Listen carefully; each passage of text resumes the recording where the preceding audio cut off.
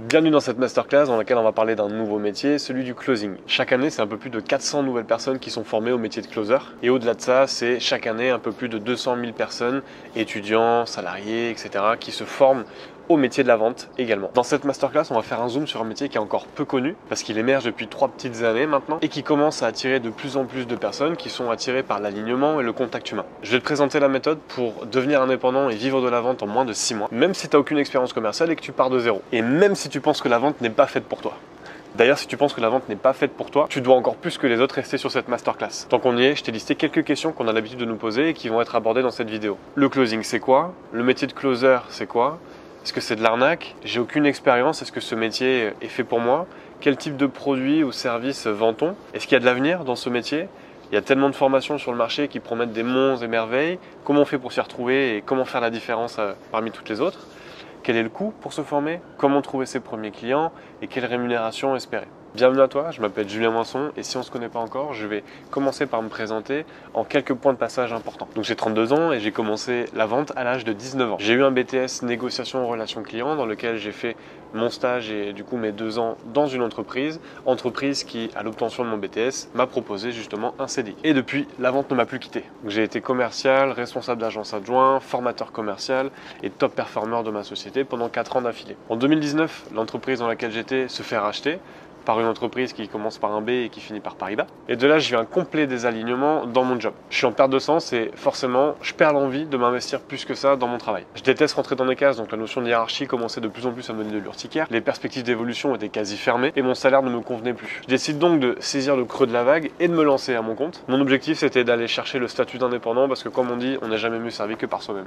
Donc là, on est en mars 2020, je me lance dans le coaching qui était ma première passion. J'ai commencé à coacher à l'âge de 19 ans. Pour la petite anecdote, j'étais coach en séduction. Donc là, c'est rapidement un beau lancement d'activité. J'accompagne un peu plus d'une vingtaine d'entrepreneurs à progresser et s'améliorer en vente en l'espace de 3 mois. Ensuite, je fais plusieurs interventions pour accompagner et coacher plusieurs équipes commerciales ou d'indépendants comme Basic Fit, Herbalife, Personal Trainer, CAFPI et j'en passe. J'ai de plus en plus de clients qui viennent me voir, dont des closers qui étaient déjà formés mais qui voulaient monter en compétences chez moi et des dirigeants ou des CEO qui voulaient monter en compétences leur équipe de closers. J'ai eu la chance de travailler avec de beaux entrepreneurs comme David Laroche, pour qui j'ai été closer, directeur commercial et ensuite sales leader pendant 2 ans. Je commence à former mes propres closers en 2021 et en 2022, après avoir reçu plusieurs demandes de salariés qui voulaient se reconvertir, dont des commerciaux comme moi, ou des freelances qui voulaient stopper leur activité parce qu'ils n'arrivaient pas à la développer et qui en fait du coup voulaient aller chercher le métier de closer. Donc c'est là où en fait j'ai décidé d'ouvrir plusieurs cohortes de formation de closer. Depuis plusieurs années maintenant, je suis vraiment tombé amoureux de la vente parce qu'elle a su transformer autant ma vie professionnelle que ma vie personnelle. Et d'ailleurs pour moi, la vente c'est un outil de développement personnel à part entière. Et d'ailleurs c'est pour ça que j'ai toujours un petit peu de mal et que ça me fait un peu mal au cœur d'entendre encore des personnes avoir le cliché ou le préjugé en ce qui concerne la vente que c'est de l'arnaque ou que ceux qui font de la vente ce sont des escrocs. Mais bon, ça c'est notre histoire, on n'est pas là pour ça. Alors ce métier de closer, qu'est-ce que c'est? Donc il est fort probable que vous ayez entendu parler de ce métier par des personnes qui ne mettent en avant que la partie commission, qui vous matraquent la tête à coup de indépendance financière, liberté, etc. Mon objectif sur cette masterclass, c'est d'être le plus cash et transparent possible pour que vous ayez toutes les cartes en main afin que vous puissiez prendre une décision et en tout cas avancer vers le choix qui vous paraîtra le plus juste par rapport à vos attentes. Je suis vraiment passé par là, quitter un travail ou un environnement dans lequel on a évolué depuis plusieurs années, auquel on est attaché, où il y a une certaine zone de confort qui est installée. Et le quitter, c'est challengeant, ça fait peur, il y a des risques à prendre. Et si vous le faites, c'est pour vous choisir et vous honorer, donc autant que vous ayez toutes les bonnes informations afin de faire votre choix. Donc vraiment, je respecte ça et si demain on est amené à travailler ensemble, autant que vous ayez le maximum d'éléments en votre possession. Donc déjà, il faut être 100% transparent sur ça. Le closing n'a rien de nouveau. Ça a toujours existé, on n'a rien inventé. On a juste remplacé le terme commercial par closer parce que ça faisait plus sexy et que ça faisait plus marketing. Et d'ailleurs, si je veux être encore plus transparent, le closing, c'est même pas un métier, c'est une étape du cycle de vente. C'est la dernière étape, celle où en fait votre client signe le contrat et vous donne l'argent. Maintenant, la réalité du terrain, c'est que depuis le Covid, les entreprises ont dû se digitaliser. Et parti de là, de plus en plus de clients ont eux aussi commencé à digitaliser leur mode de consommation. On a donc eu besoin d'avoir de plus en plus de personnes qui sachent vendre à distance, soit par téléphone, soit par visio. Donc les métiers de commerciaux à distance se sont de plus en plus développés et de nouveaux métiers ont commencé à émerger, dont celui de closer. Et si vous n'en avez pas encore entendu parler, c'est parce qu'en fait ce métier se développe dans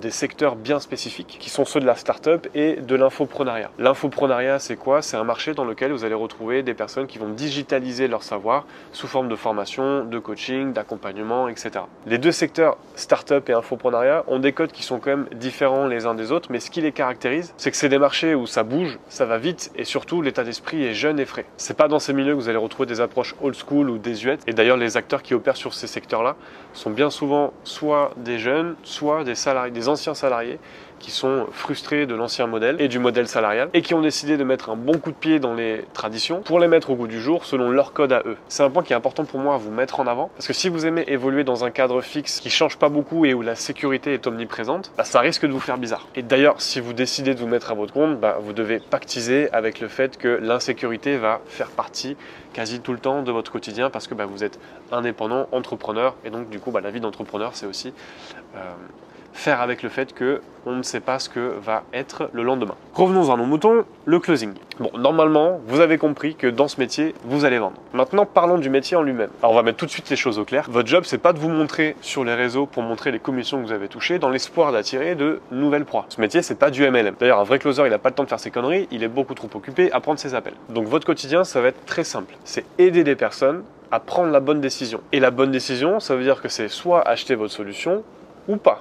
Vous n'êtes pas là pour refourguer n'importe quoi à n'importe qui. Et d'ailleurs, si vous avez l'impression de vendre n'importe quoi à n'importe qui dans votre nouveau métier de closer, la seule personne à qui vous pouvez vous en prendre, c'est vous. Et oui, parce qu'en fait, vous êtes à votre compte, donc les personnes avec qui vous allez travailler, c'est vous qui les choisissez. Et ce que ça veut dire, donc, c'est que vous allez pouvoir choisir le secteur dans lequel vous allez opérer, le type de solution ou de produit-service que vous allez closer et l'entrepreneur avec qui vous allez collaborer. Et d'ailleurs, en parlant des secteurs dans lesquels vous pouvez être closer, ils sont quand même assez larges puisque ça peut aller de l'immobilier en passant par le sport, la nutrition, le coaching, le bien-être, la reconversion professionnelle, etc. L'avantage de la vente, c'est que tout le monde a besoin de personnes qui sachent vendre. Et en soi, c'est plutôt rassurant parce que ça veut dire que le secteur ou le métier de la vente a peu de soucis à se faire puisque du coup on aura toujours besoin de personnes qui vendent. Et pourquoi ? Parce que tout simplement, une entreprise qui ne vend pas, c'est une entreprise qui meurt. Donc quand vous êtes closer, vous choisissez le secteur dans lequel vous avez envie d'évoluer, l'offre que vous avez envie de closer, l'entreprise ou l'entrepreneur avec qui vous avez envie de collaborer. Sur le statut, vous êtes entrepreneur, donc vous êtes à votre compte. Donc au départ, vous aurez le statut d'auto-entrepreneur et quand vous dépasserez un certain seuil de chiffre d'affaires, vous pourrez choisir la forme juridique de la société que vous voulez. Au niveau des revenus, ce que ça implique, c'est que dans la grande majorité des cas, vous serez rémunéré à la commission. À chaque vente que vous faites, vous toucherez une commission qui aura été déterminée au moment de votre entretien de recrutement. Le pourcentage de commission oscille entre 10 et 30% du montant de l'offre que vous allez vendre. Et le prix des offres que vous allez closer peut varier de 1 000 € jusqu'à plus de 20 000 €. Du côté des commissions, la moyenne basse tombe plutôt autour des 200 € par vente. Donc vos commissions peuvent aller de 100 € jusqu'à plus de 1 000 € selon l'offre que vous allez pouvoir et vouloir closer. Sur la première année, le chiffre d'affaires moyen bas d'un closer qui se lance tourne autour des 3 500 € par mois. En ce qui concerne comment bien gagner sa vie quand on est closer, c'est plutôt simple. Plus vous pouvez prendre de rendez-vous par semaine, plus vous augmentez vos opportunités de closer et donc plus vous augmentez votre nombre potentiel de ventes. Un exemple, quand j'ai fait 34 000 € de chiffre d'affaires en 2 mois, je me suis donné les moyens d'y arriver. Donc je travaillais de 8 h à 19 h, du lundi au vendredi. Par contre, j'ai fait ça pendant 2 mois. Et ensuite, j'ai baissé mon rythme professionnel pour réajuster avec mon rythme personnel. Au-delà de la liberté financière que le job peut vous offrir, c'est surtout la flexibilité temporelle qui est importante et très intéressante. Parce que vous pouvez décider de la plage horaire sur laquelle vous avez envie de travailler, vous pouvez aussi décider de la plage horaire sur laquelle vous ne voulez pas travailler. Donc par exemple, si vous avez des enfants à aller chercher le soir ou que du coup vous avez envie de positionner du sport ou justement ne pas être dispo le matin ou l'après-midi, vous pouvez choisir. Également, comme vous êtes à votre compte et que le métier se pratique à distance, vous pouvez le faire de n'importe où du moment que vous ayez une connexion internet. Comme par exemple sur une terrasse bordelaise à 7 h du matin. Et d'ailleurs, ça me fait penser juste à un point. Si vous recherchez à faire un métier dans lequel vous êtes au contact physique de la clientèle, ce job-là de closer n'est pas fait pour vous. Parce qu'en fait, vous allez essentiellement travailler de votre téléphone portable ou de votre ordinateur. Donc pour celles et ceux qui ont un vrai besoin de travailler au contact de l'humain, le job de closer pour moi va être très compliqué pour vous. Ok, donc on fait un petit check-up de ce qu'on a déjà dit. Donc vous choisissez le secteur dans lequel vous avez envie d'évoluer, l'offre que vous avez envie de closer, l'entreprise ou l'entrepreneur avec qui vous avez envie de collaborer. Vous êtes à votre compte, vous choisissez l'amplitude horaire sur laquelle vous souhaitez bosser, vous pouvez travailler d'où vous voulez du moment qu'il y a une connexion internet.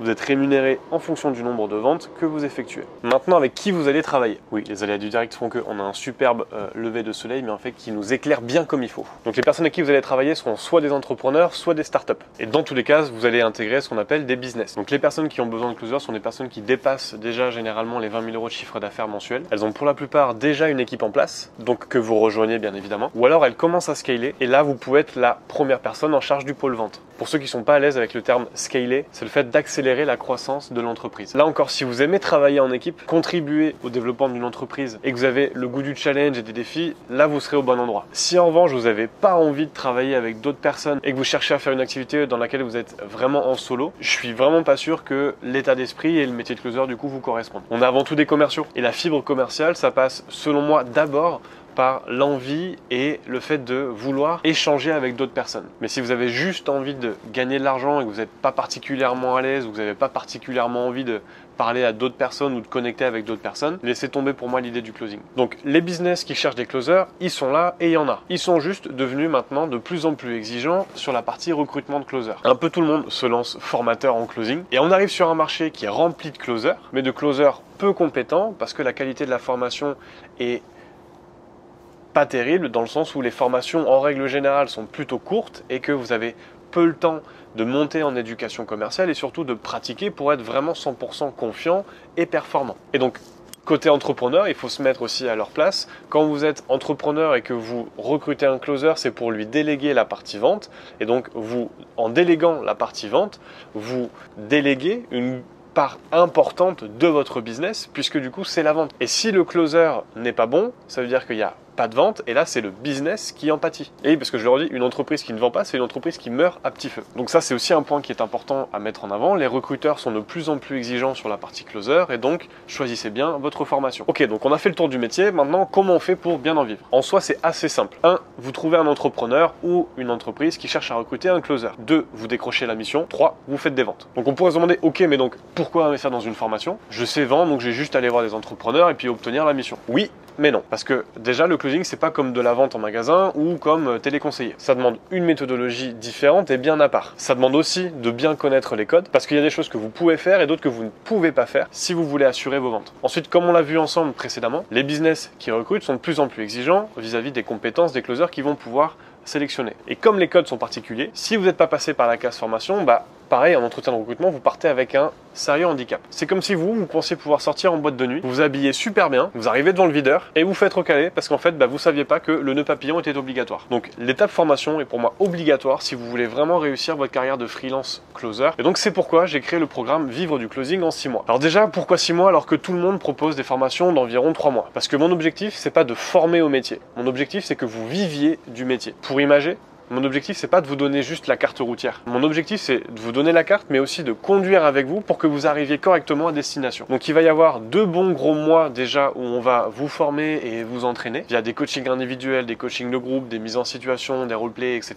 Et en fonction de votre avancée, vous pourrez commencer à vous positionner sur des missions et commencer à encaisser vos premières commissions. Par contre, une chose est importante pour nous, c'est que vous ne prenez pas de mission tant que vous n'êtes pas prêt. Pour les missions, vous pourrez profiter de notre réseau de partenaires et de clients qui nous sollicitent régulièrement pour savoir si on a des bons closers à leur recommander. Et forcément, on positionne nos closers qui sortent de nos programmes d'accompagnement avant de positionner d'autres closers du marché. Sur le contenu du programme, c'est assez simple, vous allez tout voir de A à Z. De la compréhension de l'univers du closing et de ses codes, aux méthodes et techniques de communication et de vente, en passant par la création de votre activité en freelance, jusqu'à l'obtention de missions pour vous lancer et encaisser vos commissions. L'objectif pour nous est assez simple, c'est de vous donner toutes les clés pour que vous réussissiez votre aventure. Au niveau de mon accompagnement, j'ai décidé de miser sur 2 gros piliers, les soft skills et la pratique. Les soft skills, c'est toutes les compétences relationnelles qui sont utilisables dans notre quotidien. L'empathie, l'intelligence émotionnelle, l'art oratoire, le leadership, la communication non violente, l'agilité cognitive et j'en passe. On est la seule formation sur le marché à autant pousser l'apprentissage et le développement des soft skills pour nos closers. Et ces soft skills, je les ai classés en 3 gros blocs. L'intelligence sociale. Les soft skills qui relèvent de l'intelligence sociale permettent de s'intégrer harmonieusement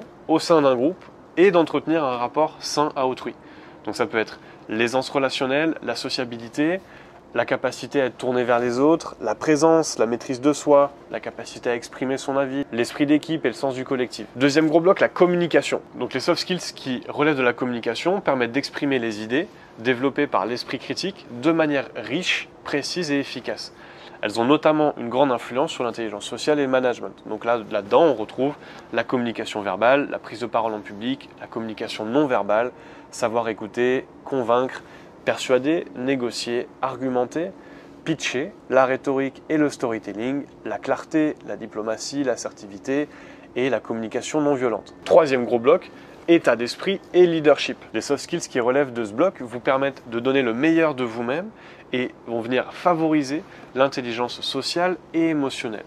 On a par exemple l'audace, l'autonomie, la curiosité, la prise d'initiative, l'esprit d'entreprendre, la persévérance, se motiver, l'énergie, l'enthousiasme, le dynamisme, l'agilité cognitive, l'adaptabilité, la tolérance au changement et à l'incertitude et l'intelligence émotionnelle. Donc comme vous pouvez le comprendre, je mise énormément sur le développement des soft skills qui vont justement vous aider et vous permettre d'être le plus efficient et performant possible. Parce que quand vous cherchez à maîtriser des techniques de vente sans maîtriser les bons soft skills, pour moi ça revient à vouloir taper sur un clou avec un marteau comme un bourrin. Une autre part du coup intégrante de notre accompagnement, c'est la pratique. La pratique quant à elle va être là pour rapidement vous mettre en situation pour que vous puissiez ancrer de manière solide les enseignements qui vont vous être donnés. Entre lire un livre pour apprendre à faire du vélo pour la première fois et vraiment monter sur le vélo et pédaler, c'est une toute autre expérience. Ici pareil, entre apprendre comment dérouler un entretien de closing et réellement se retrouver en entretien client, c'est une expérience complètement différente. D'où l'intérêt de la pratique. À mon sens, une formation commerciale sans pratique n'est de toute manière pas une vraie formation commerciale. Ma vision de la vente, c'est vraiment que c'est avant tout une histoire de communication. Vous allez complètement